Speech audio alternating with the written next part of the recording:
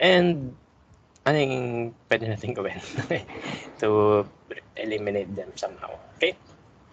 So let's have a quick review of the intermolecular forces of attraction. Dalawa kasi yung forces of attraction natin. If you could recall sa Gen Chem, we have the intermolecular,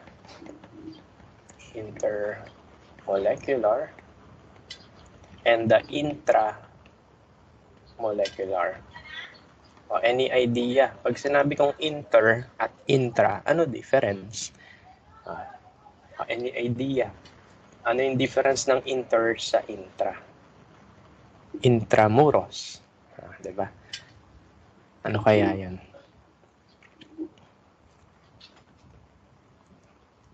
Sige, ganito lang yun. Ang intra kasi, parang Latin word to no?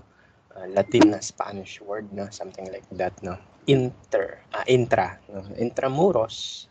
Sa intra, meaning nun, within, no? Muros is wall in Spanish, no? Kaya within walls, city within walls, no? Intramuros. Kasi may pader, literal na pader. So dito naman sa ating forces of attraction, pag sinabi nating intramolecular forces, intra, within molecular, molecules, no? So within the molecules. So kumbaga, ito yung mga force na nagdudugtong-dugtong ng mga atoms sa isang molecule. Paano ba pinagdudugtong yung atom sa isang molecule? Sa pamamagitan ng chemical bonds, no? Ito yung ginagamit natin in order to connect the atoms of a molecule, the chemical bonds, no? Okay? Kunwari, yung single bond, double bond, triple bonds, yan yung mga intramolecular forces of attraction. Depending on the electronegativity of the atoms in a bond, no, we can have different types of intramolecular forces, such as the polar covalent, non-polar covalent, no? And then we have the ionic bond and the metallic bond, no? So those are the intramolecular forces of attraction.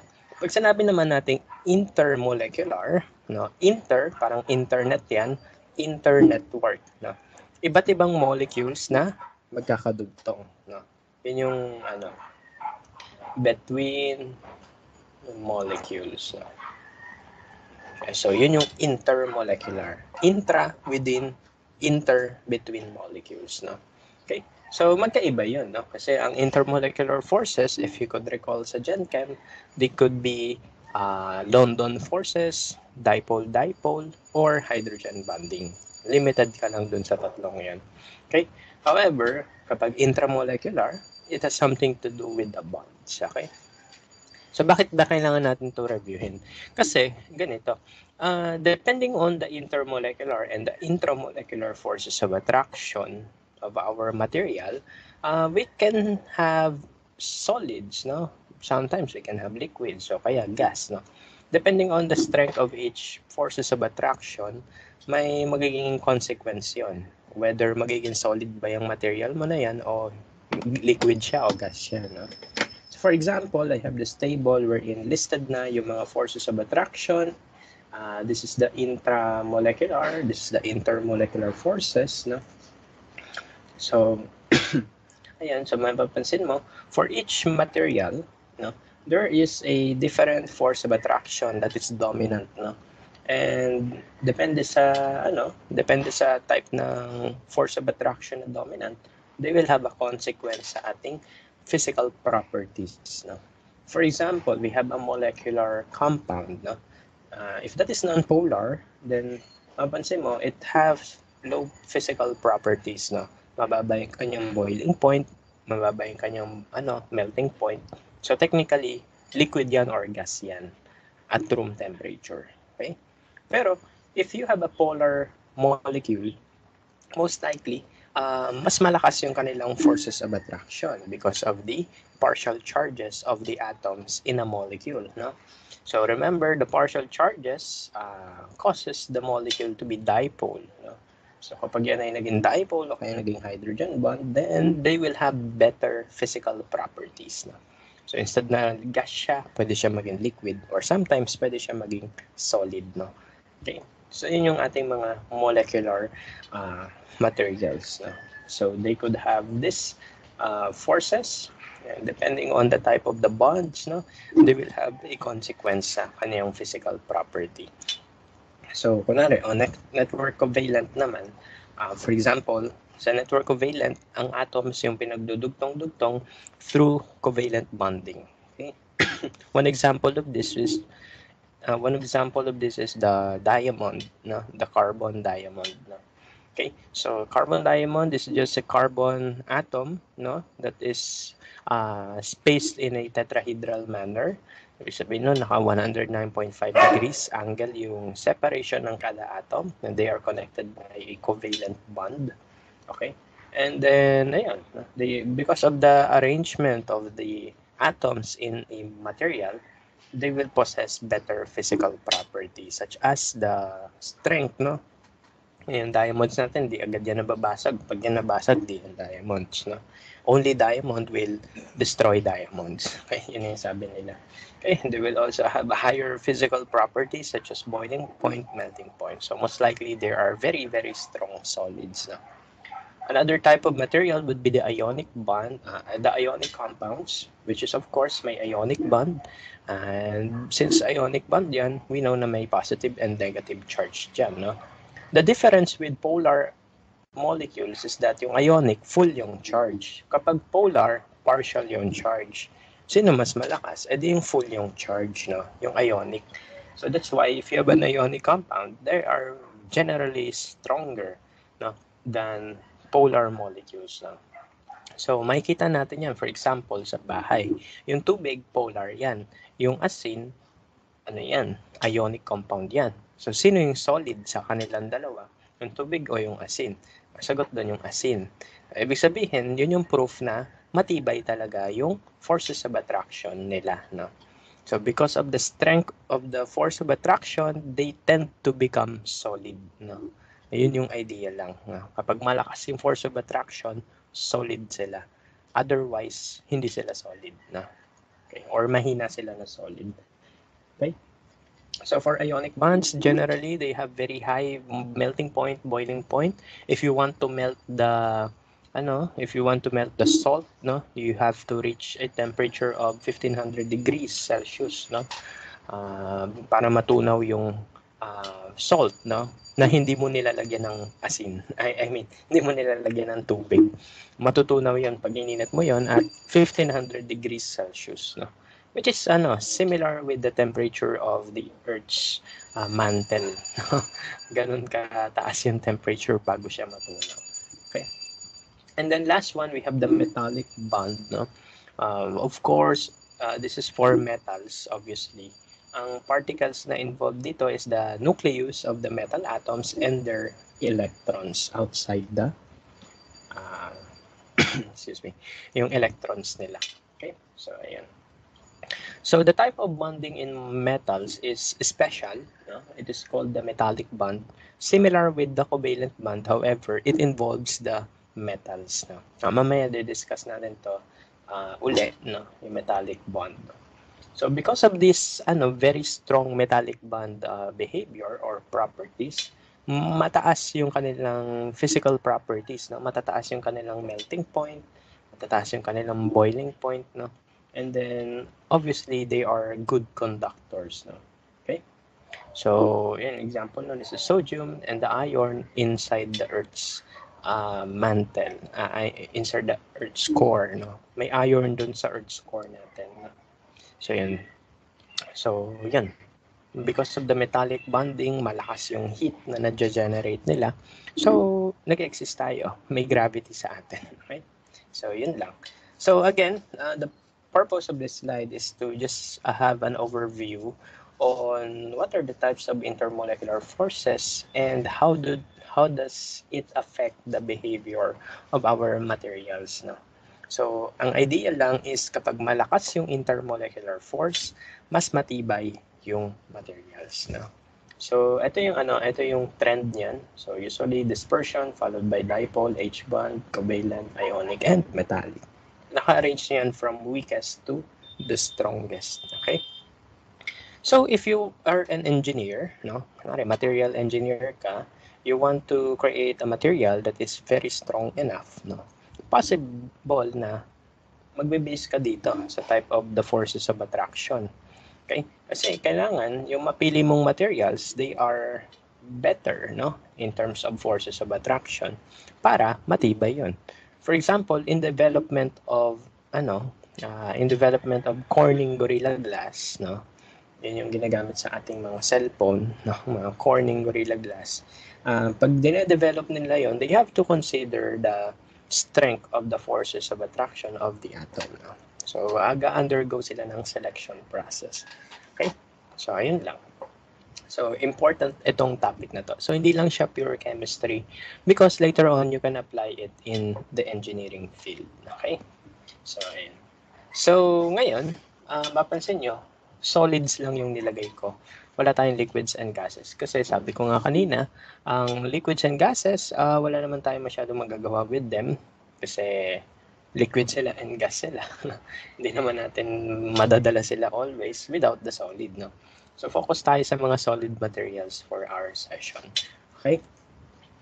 So, if you are asked to classify solids, dalawa lang yan, no? Generally speaking. Dalawang uri ng solids meron sa paligid natin. Merong matibay, merong hindi matibay. Okay? So, yun na yun. Yun yung classifications of solid. Matibay, hindi matibay. We call the solids crystalline if it is rigid, no? Ibig sabihin matibay. Okay? And we call a solid amorphous if it is hindi matibay or marupok, no? Ang example ng mga marurupok na solids, no? Yung ating baby powder, okay? Tusukin mo yan, sira na yan. Ang mga makeup ng babae, tusukin mo yan, sira na. Tapos magwawala na sila. Gagawain ka na ng nanay mo, ba't mo sinira makeup ko? Diba? Ganun yun eh. Kasi dati ginagawa ko, pinipindot ko yan. Uy, nasisira. Kasi gagalit si mama. Okay, amorphous solid yan. Pero alam natin, may solid na super tibay, no? For example, yung quartz na nasa relo. Hampas-hampasin mo yun. Ginagawa ko yun dati, ang bata ko eh. Ang tawag nila sa akin ng bata, destroyer ako. Kasi lahat ng mga gamit na hinawa ko nasisira. Hinahampas-hampas ko dati yung yung glass ng relo. Kahit anong hampas mo, hindi pa siya nasisira, no? Tapos yung baby powder o kaya yung makeup, tusukin mo lang, sira na, no? So, bakit kaya ganun, no? Bakit may mga solids na marupok or amorphous? Bakit may mga solids na sobrang tibay or crystalline? So, it has something to do with the intermolecular forces of attraction, okay? And generally speaking, it has something to do with the spatial arrangement of the atoms or the molecules in the material. Okay? So may kinalaman yung intermolecular forces and the arrangement or the orientation of the atoms in the material. Okay? So, of the two pictures here, sino sa tingin nyo yung crystalline? Sino sa tingin nyo yung amorphous? Anyone? Sa dalawang picture na yan, sino kaya yung crystalline, sino yung amorphous? Kayo.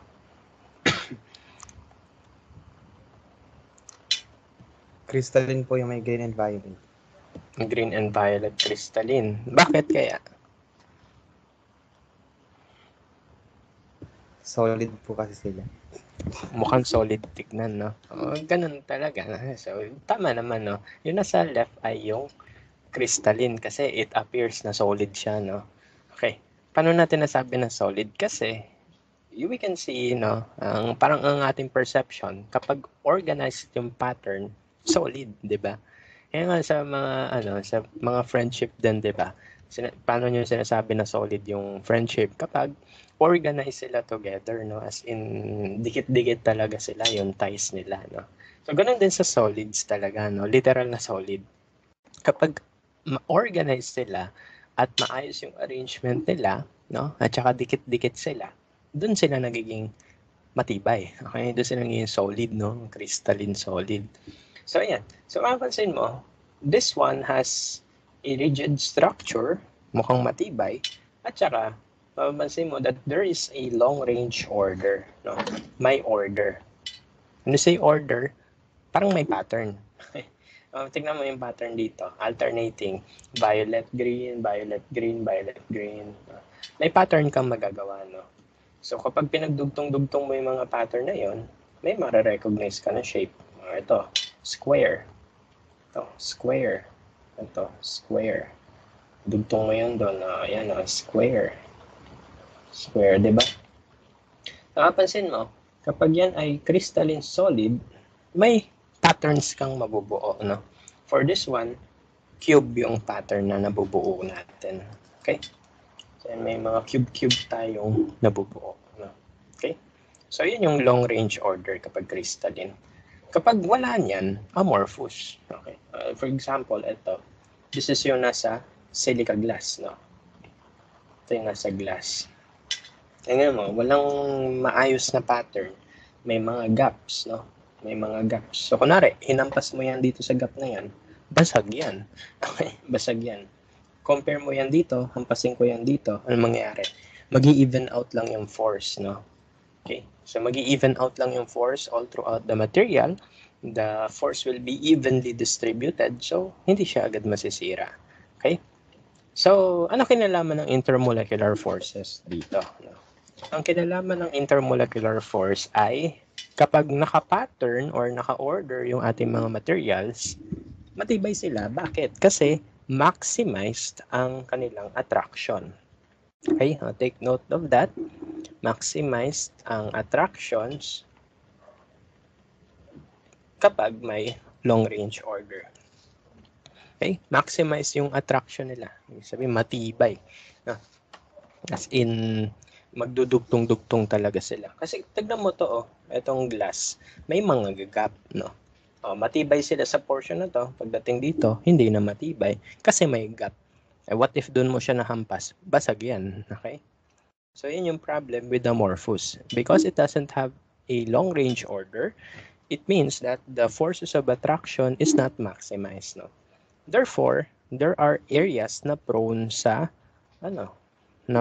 stress. No? Pag ginampas mo doon, it cannot carry the stress anymore. Mababasag na lang siya. Okay? So, yun yung relationship ng IMFA sa solids, no? So, dahil sa pattern ng solids, na ma-maximize yung attraction. Therefore, mas matibay sila. And also, na i-even out yung force, no? Yung stress, no? Pare, hampasin ko yan dito. Mag-spread out lang yung stress. Pero unlike dito, kung saan mag-spread siya, no? Uneven yung spreading. Kaya kapag nabasag yung glass, papansin mo, may shape siyang nabubuo, no? Parang nagka-crack siya. Okay. Kasi nga, uneven yung distribution ng force, no? Uneven yung distribution ng strength. Kaya siya ganun mabasag, no? Okay? So, yan. So, ang focus natin today would not be about amorphous kasi ayaw natin ng amorphous as much as possible kasi hindi sila matibay. Okay? So, in creating engineered materials, we prefer to use crystalline solids. No? So, ngayon punta tayo sa crystalline solids. Ito, isang example. I don't know what is this, pero yan ay crystalline solid. Papansin mo that if you crystallize your solids, no, they will have distinct shapes. No? Katulad ng pinakita ko kanina, may pattern siyang nabubuo. No? For example, this is, I don't know, nakuha ko lang to sa Google kagabi. May shape siyang nabubuo, no, which is cubic, no? Cube siya. It means that even at atomic level, the atoms are arranged in a cubic pattern, no? Yung shape na yon, we call that the unit cell. Okay? So again, yung shape ng ating crystals, yun ay manifestation ng shape ng unit cell. Okay? Yung basic repeating pattern. So, ibig sabihin, kunwari ito, cube yan. Ibig sabihin, pag tinignan mo yung bigger view niyan, cube din yan. Okay? For example, ito, naka-cube siya. Pag tinignan mo yung atomic level, yung arrangement ng atoms ay naka-cube din. Okay? Such as this one. Okay? So, ganun. So, again, we call the basic unit, basic repeating structural unit of a crystalline solid a unit cell. Okay? So, yung shape na paulit-ulit tawag doon ay unit cell. Hindi lang cube yung ating unit cell, no? Mapapansin mo dito, ito sa asin to, if you crystallize your salt, no? Ayan, naka-cube siya, di ba? Kuha ka ng iodized salt. Tignan mo yung maliit na butil ng iodized salt. Naka-cube yun kasi yung atoms doon, naka-cube din. Okay. So, ito yung isang malaking chunk ng salt. Mapansin mo, naka-cube-cube yung shape nila because the atoms are assuming this cubic structure. No? Pero hindi lang cubic, no? For example, ito sa tawas. Ito ay isang malaking tawas. Okay. So, mapansin mo, itong tawas na crystal na ito, hindi siya cube, no? Siya ay naka-octahedral na shape, no? Octahedral, ibig sabihin 8 faces or square bipyramidal. Yan. So, naka-octahedral yung shape ng tawas na crystal. Bakit? Kasi at the atomic level, the unit cell looks like that, no? Okay. So, ibig sabihin yung shape ng ating crystal, that is just a manifestation of how the unit cell looks like, no? So, kung yung unit cell mo ay ganyang itsura, edi ganyan din yung itsura ng crystals mo. Okay? So, maraming types ng unit cell, no? There are cubic, tetragonal, orthorhombic, monoclinic, hexagonal, rhombohedral, triclinic, and many more. Okay? Maraming types ng unit cell. However, for simplicity of our subject today, we will only cover the cubic cells. No? Why? Kasi cube siya. Same yung size ng edges and the angle is 90 degrees. So, kapag nag-geometry tayo mamaya magpipythagorean ako, madali lang na. Kasi if we further discuss other types of unit cell, abutin tayo ng siyam-siyam. Okay? The goal is tapusin lahat today. No? Okay? So, yun. So, we will just focus on the cubic. No? Pero again, marami pang ganyan. No? Pwedeng rhombohedral yan. No? I don't know. Basta yan. So, maraming uri ng unit cell. But our focus now will be the cubic ones. No? Bakit? Kasi madali lang yung shape niya. Okay? We know that the sides are equal and the angle at all sides is 90 degrees. Diba? Kaya madali lang siya. Tsaka maraming example ng cubic cells. So, kahit na simple lang yung cubic cell natin, marami pang version yan. No? So, kumbaga, yung iba't ibang version, may version pa sila. Okay? So, yung cubic natin na version, may tatlong version pa uli siya. Okay? So, we have the simple cubic, the body-centered cubic, and the face-centered cubic. No? So, these are the types of cubic unit cells. No? So, tatlong uri yan. Simple cubic, body-centered, and the face-centered. I call this the SCC, simple cubic cell, the body-centered cubic, and the face-centered cubic. So let's look at them one by one. No? Tingnan natin sila. So simple cubic, this is the cube. No? Mamansin mo, there are 8 atoms at the edges of the cube. No? When I say edge, ito yon. Itong intersection na to na may 90 degrees. No? So there are 8 edge atoms. Okay, so 8 edge atoms. Kapag body-centered cubic, still the same.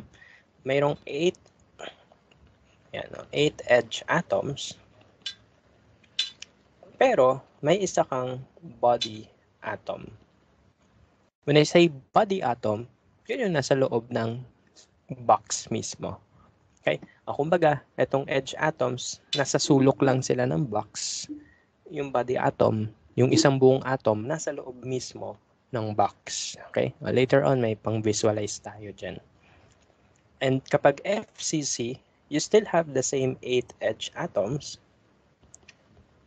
Ito yun, 1, 2, 3, 4, 5, 6, 7, 8. O, yun yun. Plus, you have 6 face atom. Kaya nga siya tinatawag na face-centered. Kasi may face atom siya. Pag sinabing face ng isang shape, ano yon? Yun yung side. O ilang sides ba meron yung cube? 6. Okay. Ano yung 6 na yun? 1, 2, 3, 4. Tapos yung 2 sa taas at baba. 5, 6. So, 6 faces. So, ibig sabihin nun, yung atoms nakaipit sa faces ng isang cube. Kaya siya tinawag na face-centered cubic. Okay. So we have this. We still have 8 edge atoms and 6 face atoms now. So, mapapansin mo that for each type of the unit cell or the cubic unit cells, dumadami yung atoms na nakalagay sa loob ng box. Okay? So, dumadami. Okay? So, yun lang. So, anong pwede natin makuha ang idea doon? Kapag mas maraming atom, yun nasa loob ng box, ibig sabihin nun, mas dense yung material. Mas dense meaning, mas matibay. Okay? Mataas yung density niya. Okay? Matibay. Ibig sabihin, jam-pack yung atoms. No? So, mas gugustuhin mo yung ganong material kasi matibay yun eh. Okay? So, if you're going to compare BCC and SCC, sino mas mataas density? Is it the BCC or the SCC? Sino mas mataas density dito? Ito o ito?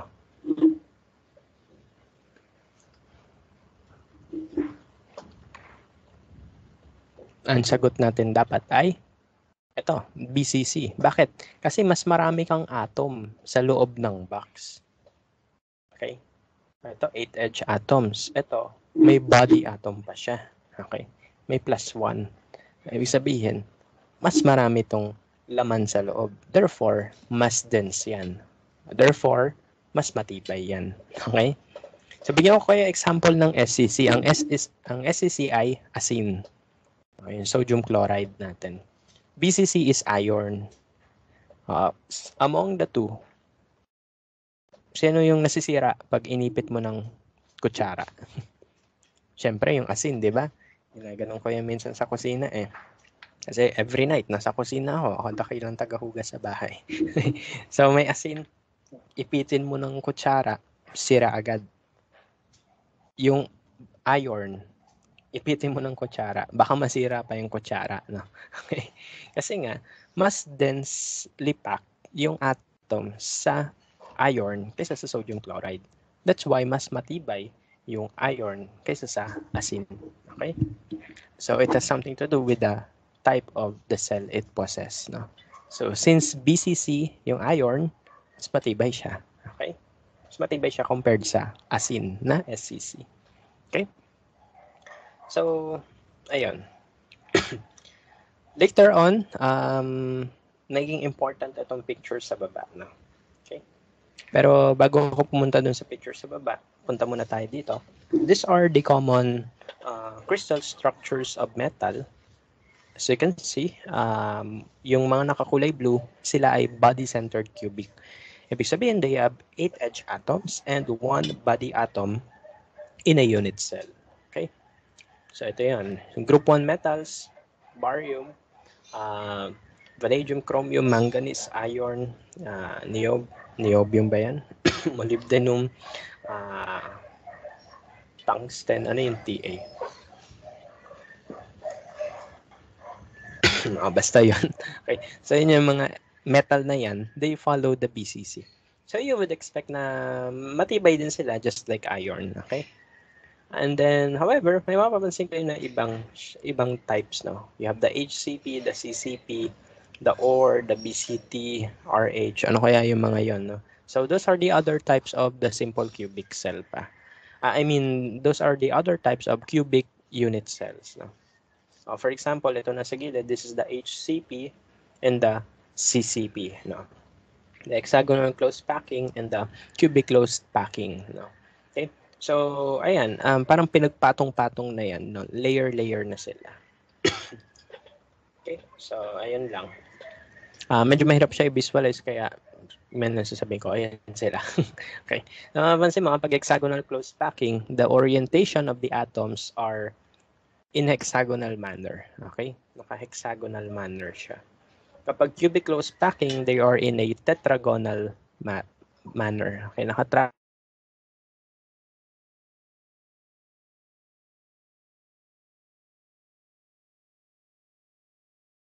Okay, mas matibay itong mga to kaysa sa mga to.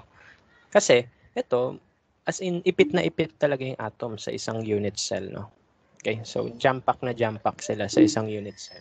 Ito kasi ano lang eh, it just utilizes the edges, the middle and the sides, no?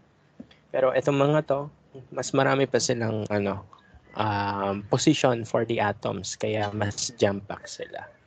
So, ibig sabihin, these are much more dense than these three. Okay? So, ito, balik ulit tayo sa simple cubic, the body-centered and the face-centered. No? So, ito yung SCC, BCC, and the face-centered cubic. So, ano mangyayari?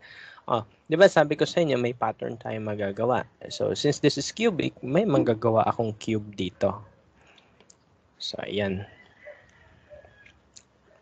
Pangit. Wait lang. Ayusin ko. So, yan. Mapapansin nyo, nakakagawa ako ng cube na pattern. No? Ay. Ang cube. Dugtong natin. Ayan.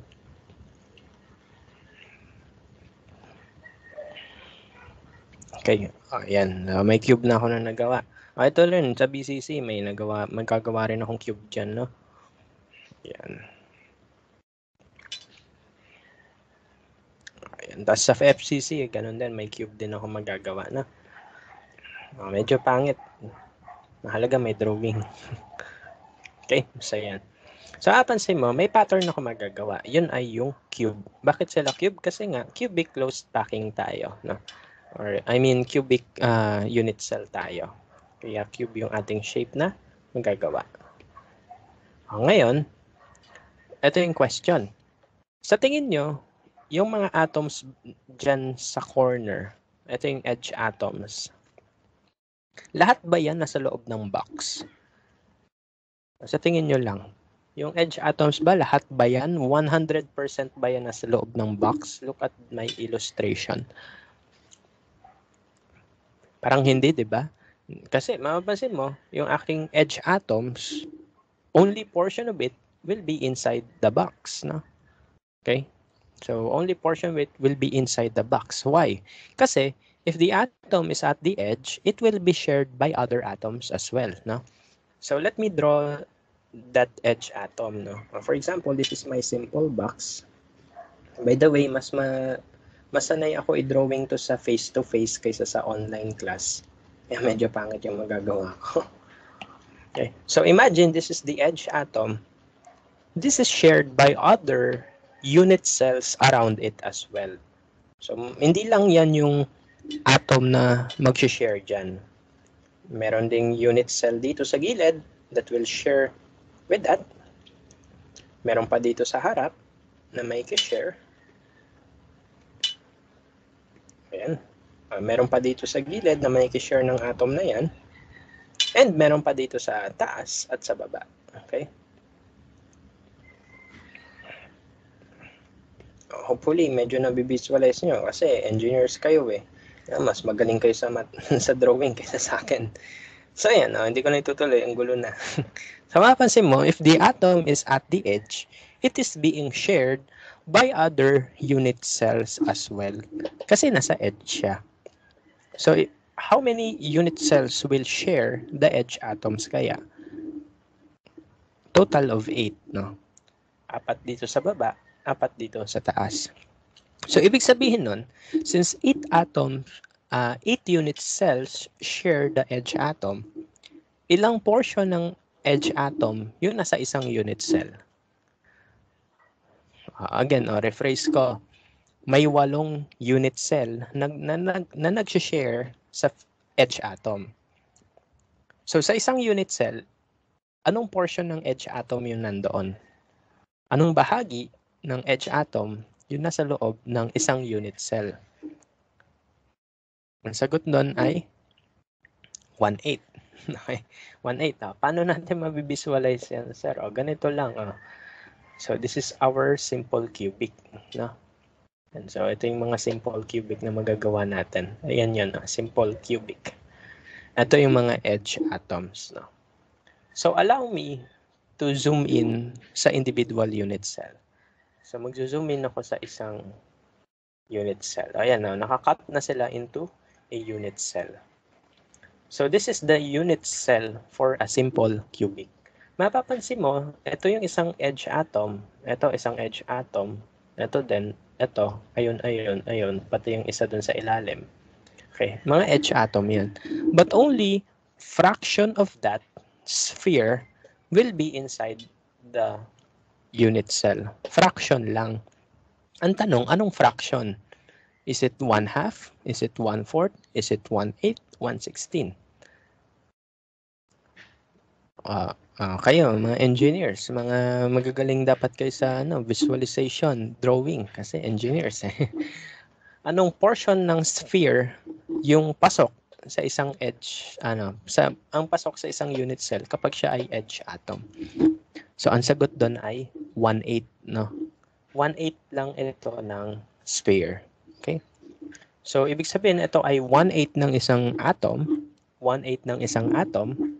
Ito din, ito. Ayun.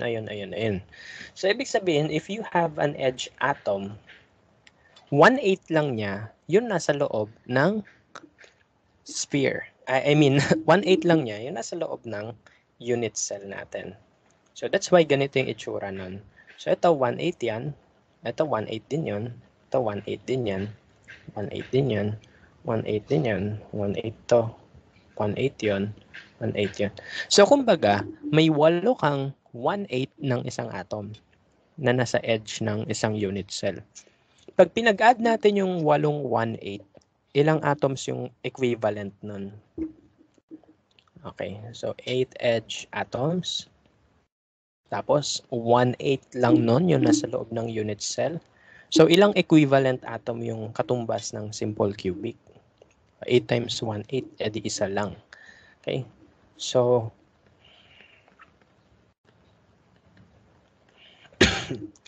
for a simple cubic, isang equivalent atom lang talaga yung nasa loob ng box, no? Nasa loob ng cube. Kasi, fraction ng edge atoms yung pagsasama-samahin natin. Okay? So, sa ngayon, medyo mahirap to siguro i-visualize. Kaya sabi ko sa inyo, balikan nyo na lang uli yung video. O kaya, puntahan nyo itong website na to. Kasi ang ginagawa ko kapag face-to-face class, may styrofoam ako na pinuputol ko talaga. Kinakat ko siya sa class. May styroball ako, tapos hahatiin ko siya. Tapos makikita nila, 1/8 nga na. 1/8 ng bilog yung nasa loob ng unit cell namin. Sa ngayon, online tayo, di ganito muna. Okay? So, 1/8 lang ito ng isang atom. Tas 8 yun. So, 8 times 1/8, edi 1. Okay. So, for a simple cubic, you have one equivalent atom inside the box. No? I will call the unit cell the box para mabilis. For body-centered naman, similar din, you have an edge atom and you have a body atom. We already know that there are 8 edge atoms and 1/8 of it will be inside the cell. For a body atom, isang body atom lang meron tayo. Yun yung kulay red sa gitna. Body atom. So, ilang fraction ng body atom yun nasa loob ng box? E di ang sagot, 100%. 100% yung isang buong atom nasa loob ng box. Kasi nga, nasa body siya, nasa gitna. Okay? So, ilang equivalent atoms yun overall? No? Calculate tayo. We still have the 8 we still have the 8 edge atoms times 1/8. Ito yun, 1, 2, 3, 4, 5, 6, 7. Yung isa nasa likod, 8. So, 1 equivalent atom to. 1 equivalent atom. Plus, you have a body atom. 1 body atom wherein 100% nasa loob siya. 1 equivalent atom. So overall, if you have a body-centered, you have 2 equivalent atoms inside a box, no? Okay? So mapapansin mo, kapag simple cubic, is isang atom yung katumbas niyan. Pag body-centered, dalawa na. Okay? Yung isa galing sa mga edge atoms, yung isa galing sa body atoms. Okay? Pag face-centered naman tayo. Sabi ko, pag face-centered, you have 8 edge atoms and you have 6 face atoms. No? Papunta tayo sa face atoms. No? Ito yung mga face atoms. No? Ito, kulay red din. Ito, yung red sa ilalim, tapos yung blue sa gilid, tapos meron pa dun sa likod. Okay? So, balik tayo dito. By the way, this is the body-centered. Ayan.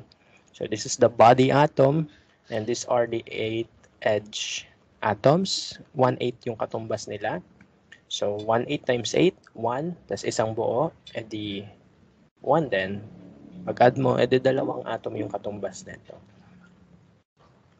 For face-centered, ito naman. Okay, zoom out ulit tayo. Ayan. Excuse me. So kapag face-centered, you have an atom at the face of your shape, no? So kumbaga ito yung face ng ating cube. Ito yung face atom. Ito din yung face atom. Ayun din face atom. Ito, ayun, pati ayun. So 6 sila, di ba? So, anong bahagi kaya ng face atom yung nasa loob ng isang box? Anong bahagi niyan? Yung nasa loob ng isang box.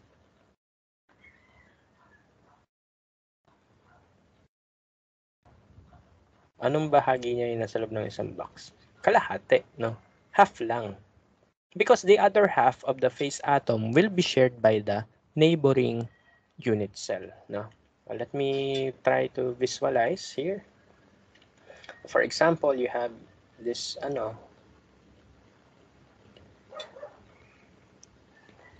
mas masaya to sa face-to-face kasi nagdo-drawing talaga ako sa board.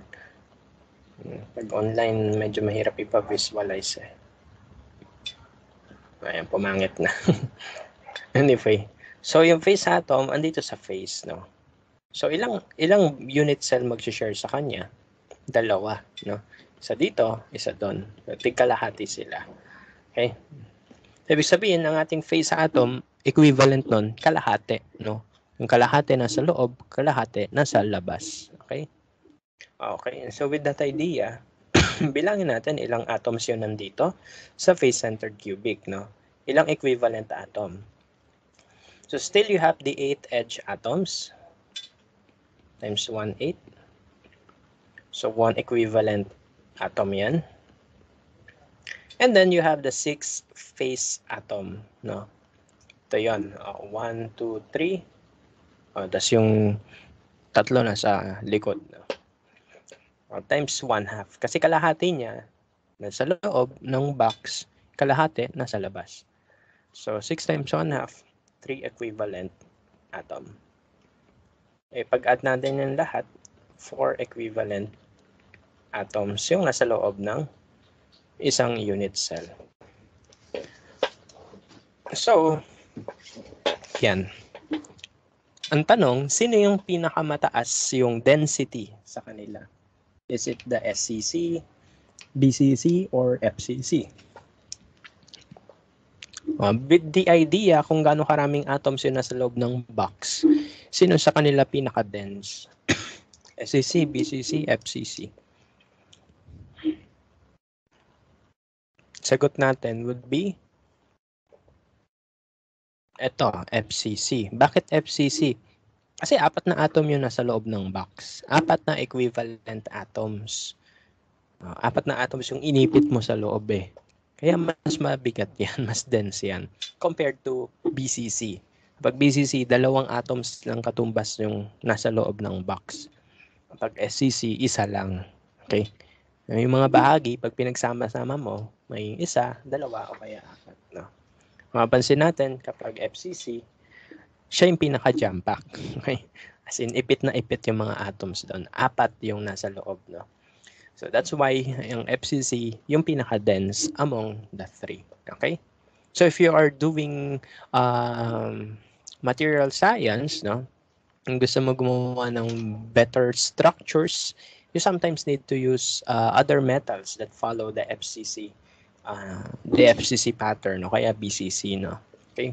Kasi mas matibay sila, mas dense sila.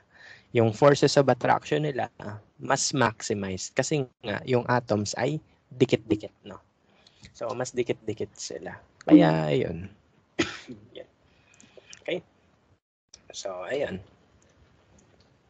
So, ano, para sa itong kinumpute natin? With this idea kasi, with the idea of ilang atoms yung kasya sa isang unit cell, you can actually calculate for the density. And this is the technique that scientists use, no, para malaman yung density ng certain metals, no. Ito yung ginagawa ng mga metallurgical engineers, no? Kaya ng mga material scientists, no? Physicists, chemists, no? Yan yung ginagamit namin to identify the identity of the metal, the crystal structure, the density, and sometimes the molar mass of the molar mass of the atoms. Okay? So yun yung ginagawa namin, no? By just identifying ilang atoms na sa isang box, no, nasa isang cubic unit cell, pwede mo malaman yung density and other stuff. Even the atomic radius can be determined, no? So malaking tulong to, no? Okay? So pag gets nyo to talaga, ang dami nyong pwede gawing ano dito, mga bagay. Okay? So ayun. So ayun nga, sabi ko kanina, this is also used, no? Etong ginawa natin na to dito sa slide na to. This is also used to determine the atomic radius of the atoms. Okay? Pwede mo rin to magamit, no? In order to determine the atomic radius, no? On this slide, we have the relationship of side length of a unit cell and the atomic radius. Siguro you may ask, no? Paano po nila, sir, nalalaman yung side length? Madali lang, no? Meron kaming technique na tinatawag na X-ray crystallography. Okay? So X-ray crystallography, basically yung iyong crystal papatamaan ng X-ray. Tapos lalabas sa isang film yung pattern ng atom sa loob ng crystal. No? Makikita mo talaga doon kung naka FCC, SCC, BCC, then you can measure the distances, no? Okay. You can literally measure them. Okay. As in, kaya yung gawin. Wala lang tayong gamit sa school. Okay. Tsaka naka-online tayo. So, ganun ginagawa nila. So, tatamaan nila ng X-ray yan. Madedetermine nila yung side length. Then, kung alam nila yung type ng crystal, they can determine the atomic radius. Okay. So, in this slide, again, makikita natin yung relationship ng side length with the atomic radius. So, ito ay isang malaking technique na ginagamit ng mga physicists and engineers, no, to determine the atomic radius. No. So, for example, tingin tayo. This is a simple cubic cell, SCC. Ito yung 1/8 ng atom, di ba? This portion is the radius. Ito yung radius ng isang circle. Ito yung radius ng isang sphere. No? Isang sphere. So, mapansin mo, magkadugtong sila. Okay? So, ibig sabihin nun, this side length is equivalent to twice the atomic radius. No? So, kung alam mo yung atomic radius nito, tapos SCC siya, i-times 2 mo na lang, makukuha mo yung side length. Okay? O kaya, kunwari, alam mo yung side length, divide mo na lang sa 2, makukuha mo yung atomic radius. You can determine the radius of the atom itself by just using this basic illustration. Okay? Mababasa nyo, medyo ano siya, no? Dami palang pwede gawin dito, no? So for SCC, the relationship of radius and the side length is A equals to R, wherein A is the side length. Okay? By the way, nag-geometry tayo dito. So, basic lang naman tong geometry na to. Pero I hope na may nakikita kayong mga recognizable stuff. No? Kasi engineers kayo. Mas magaling kayo sa drawings kaysa sa akin dapat. Okay. Okay, so skip ko muna BCC kasi complicated yan. Then we have the FCC, the face-centered cubic. Kung kukunin mo yung side length at this side, hindi pwede. Kasi may gap. May gap eh. So, hindi mo alam kung gaano kahaba yung gap na yun. So, hindi mo pwede kunin dyan yung side length. Same as this one. So, pwede mo gawin, saan kaya dugtong-dugtong yung atoms? Dito sa diagonal. Oops. Ay, paling. Pero okay na yan. Mapapansin mo, at this diagonal, the atoms are continuous. No? So, ibig sabihin nun, this is a right triangle. You can apply Pythagorean theorem. No? Okay, so you can apply Pythagorean theorem in order to determine the side length. No? So, this is the hypotenuse kasi. So, if you want to determine the side length, madali lang. Okay? So, this is A, B, this is C. We don't know the A and B yet. no? Pero alam natin, same sila ng size, no? Same sila ng size. Kasi cube yan eh, di ba? Same yung sides ng cube. O yung C, the hypotenuse, ilang radius kaya yan? Hypotenuse na yan. Ilang radius katumbas niyan? Bilangin natin, no? This is isang radius. Ito, diameter yan. So, hatiin natin. Isang radius, and another radius. Ibig sabihin yan, the length of the hypotenuse is 4 na atomic radius. Okay? 4 na atomic radius yung size ng hypotenuse. And we know that the sides are the same. Okay? So, ibig sabihin, we can just do basic algebra stuff. No? So, we know that A and B are the same. So, gagawin ko na lang din tong A. Okay, kasi letter A yung ating side length. So, A square plus A square equals C square. And the side and the length of C is 4 na R, no? So, this will become 2A square, 4R, then square mo yan. So, this will become 2A square. This will become 16R square. Getting the square root, you will get square root of 8R. Okay? So, that is the relationship of the atomic radius and the side length. No? The side length is the radius times the square root of 8. No? Paano natin nakuha? Pythagorean theorem lang. Okay? So, again, basic solid mensuration lang yan. Basic lang talaga yan. So, it should be familiar, no? Familiar dapat paano siya dinerive. Okay? So, ayun. Sa BCC, medyo complicated because the diagonal wherein the atomic radius are continuous is slanted. Slanted yung diagonal wherein the atomic radius is continuous. No? Ibig sabihin yan, I have to use 2 triangles to determine the side length and the radius. Okay? So ayan, mapapansin mo, nasa body kasi yung nasa gitna yung body atom. So kahit anong sides ka tumingin dito, may bungi, no? May gap. Pero kapag tinignan mo yung diagonal sa body, tuloy-tuloy. Sabihin yan, I have to relate the 2 triangles, no?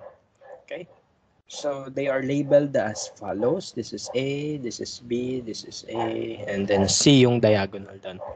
So for the triangle na kulay red, that will be, the Pythagorean theorem will be A square plus B square equals C square. And we know sa C, similar lang yan dito sa FCC. That is 4 radius. Diameter plus 2 radius, edi 4 na radius yun overall, di ba? So A square plus B square equals 16R square. Bakit naging 16R square? Kasi naka-square yung 4 na radius. 4R, then square mo, 16R square. So that will be the Pythagorean theorem for the slanted red triangle. Ngayon, tingin tayo dito sa side na to, the blue triangle here sa side. So the Pythagorean theorem here will be A square plus A square equals B square. Okay? Ano, A square, then yung diagonal natin will be the B, no? B square. So, mapansin mo, may B square dito, may B square doon, substitute mo. So, ang mangyayari, we will get A square plus A square plus A square equals 16R square. Pag sama-samahin, that will become 3A square, 16R square. Kunin mo yung square root ng mga yan. So you will get A equals 4 over square root of 3 radius. So for BCC, the relationship of side length and the atomic radius is 4 over square root of 3 times the radius. No? So yan, ano lang, Pythagorean theorem, di yan malala, no?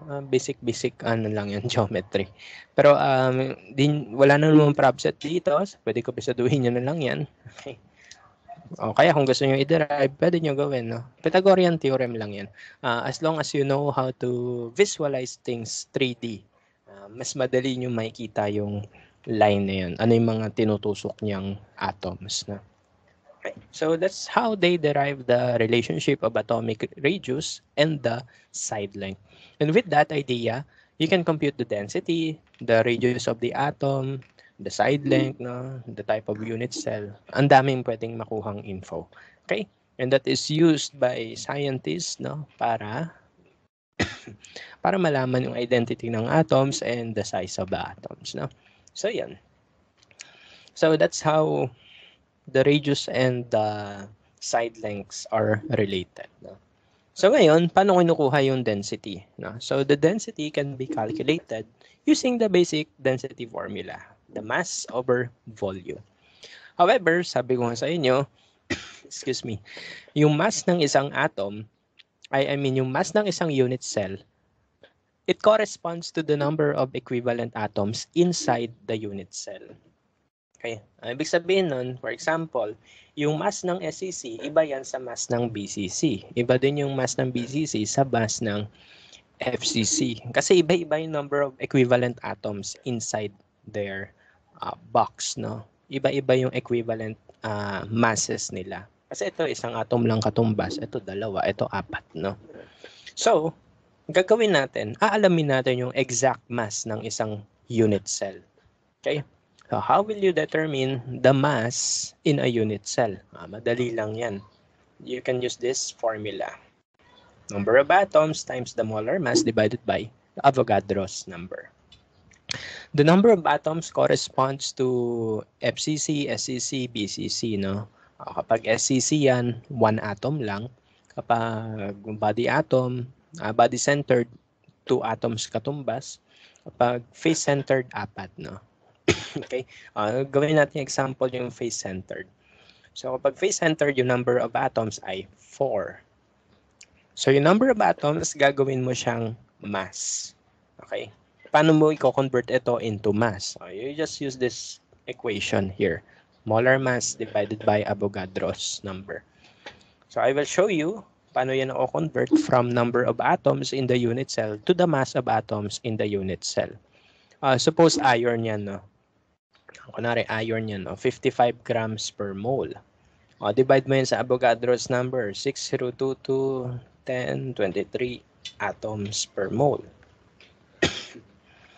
Ayan. So, may papansin mo, if we do this operation, magka-cancel yung atom, magka-cancel yung mole, and then we will be left with grams of the unit cell. Okay? So, ibig sabihin, yung 4 atoms na convert natin into mass of the unit cell. So, ganun lang. So, that's why ganito yung formula sa numerator. This tells us ilang atoms meron sa isang unit cell. Pag SCC, isa. BCC, dalawa. FCC, 4. Then you multiply it by this ratio. This ratio will convert the number of atoms into the mass in grams.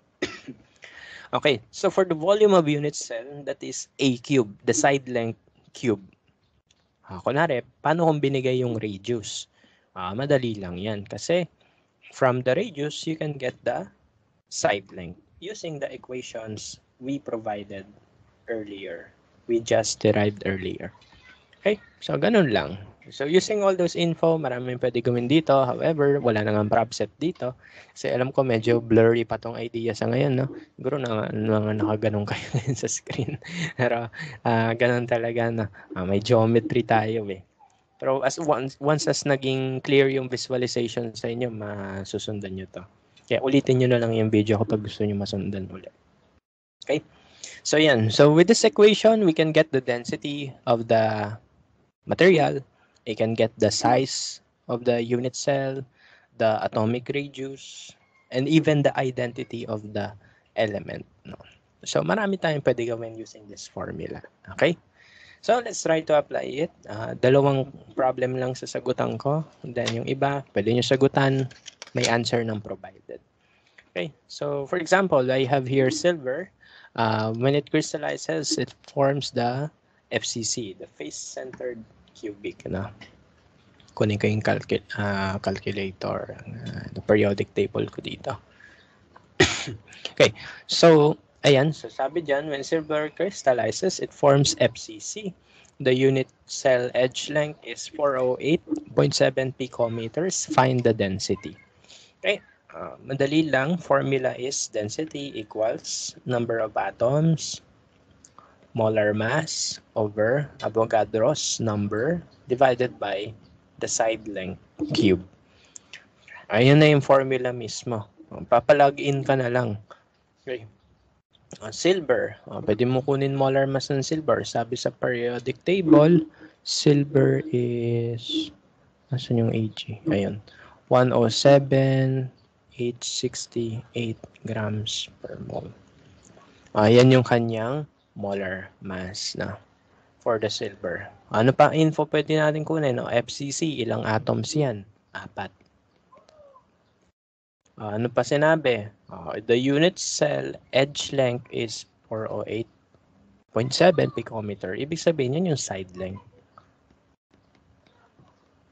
Okay? So, ano na lang gagawin? Plug in mo na lang yan lahat. No?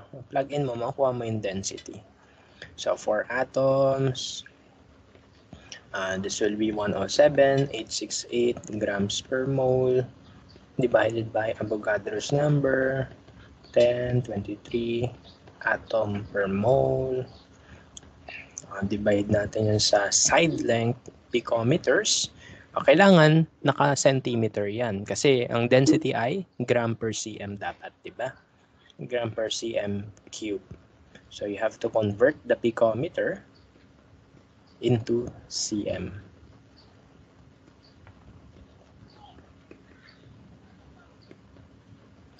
Okay. So ayan, i-cube mo na lang. So following the conversions I showed, okay, may papansin nyo that the units will cancel out, giving us gram per cubic centimeter. Okay, so density makukuha natin. So allow me to press it in the calculator na lang.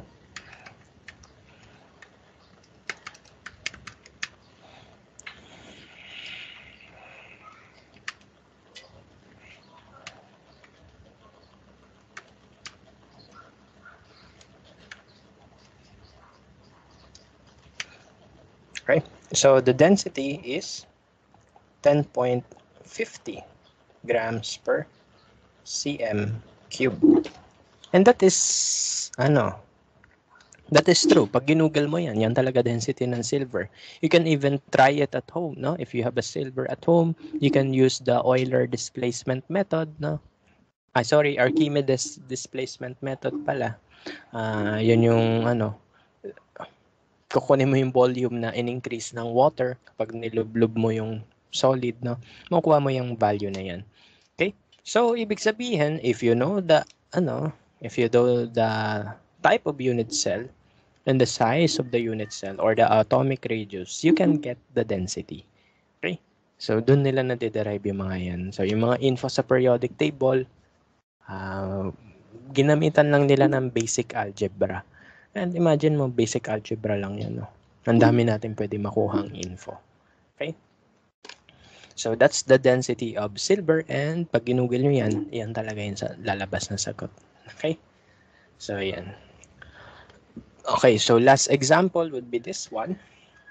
Gold crystallizes in a cubic closed-pack structure, the FCC, and has a density of 19.3 gram per cubic centimeter. Calculate the atomic radius of gold in picometers. No? Madali lang yan. Just use the same formula we used earlier. Okay, kopyahin mo lang yon. Okay, so since we are looking for the atomic radius, hanapin mo muna yung side length. No? And then later on, you can relate the side length with the atomic radius. Mamaya na natin isolve yung radius. No? So, kuha muna tayo info. Gold yan. So, ang atomic mass ng gold ay 196,967. Okay? So, yan yung atomic mass ng gold. Face-centered cubic daw. Ibig sabihin, 4 atoms uli yan. And then, the density is that one. Okay. All we have to do is to just rearrange the formula. So we get A equals the cube root of the numerator divided by the density. Oh, alam niyo na kung bakit ako nag-cube root. Kasi ang side length hinahanap ko. Okay. 'Di ba kapag cube, gusto mo kunin yung side, edi cube root mo lang. Kasi kapag gusto mo kunin volume ng cube, edi cube mo yung sides. Baliktarin mo lang yung process. Okay? So that's how we will get our side length.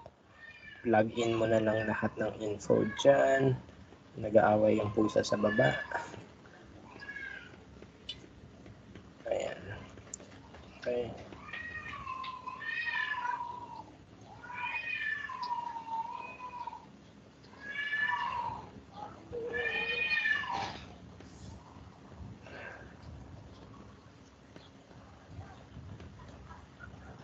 Okay, density 19.3. Okay, so yan. Mapansin mo, if you cancel the units, mawala yung atom, mawala yung mole, yung grams, magka-cancel, giving us centimeter cube. Pag kinubirot mo yon, centimeter na, which is the length, unit of length, diba? So, allow me to press it dito. 67, 6022, 23, 19.3.